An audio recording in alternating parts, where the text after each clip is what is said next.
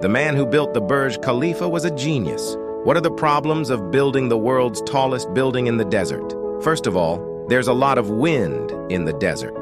The foundation is the most important part of the building. If it's to stand for long periods of time in a desert where a Category 12 hurricane can strike at any time, the thickness of the foundation's undercarriage alone is 3.7 meters. In the 1940s, it would have been impossible to pour such a chassis in the desert heat, so engineers had to work at night and add enough ice to the water. Another problem is that in the construction of large buildings, the foundations can sink a few centimeters during the building process. But this sinking is within safe limits, and that's in relation to normal soil. And when the engineers put their instruments 140 meters below the Burj Khalifa, the engineers didn't find any solid, hard ground, just loose sand and weak sedimentary rock. If the chassis of the foundation is placed here and the drop is too large, it will collapse sooner or later. So the engineers came up with a solution by inserting a sharp pole into the sand. At a certain depth, the pole would stop sinking, and the sand around it would create friction.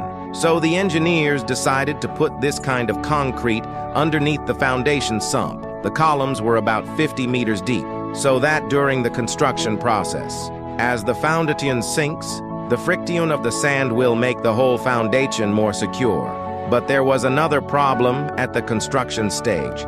Normal concrete piles can be drilled directly with a drilling rig, but it's impossible to drill such holes in desert soil. The surrounding soil would collapse and fill with salty groundwater. So engineers inject drilling fluid into the hole as they drill. This creates a slurry. It prevents the inflow of water from the sand wall and at the same time resists the collapse of the soil. Then a hollow pipe is placed inside. And then you put in the rebar. And then a special, very silky concrete is poured in. It took 2.5 years to build these underground piles alone. And then a layer of reinforcing steel is laid on top.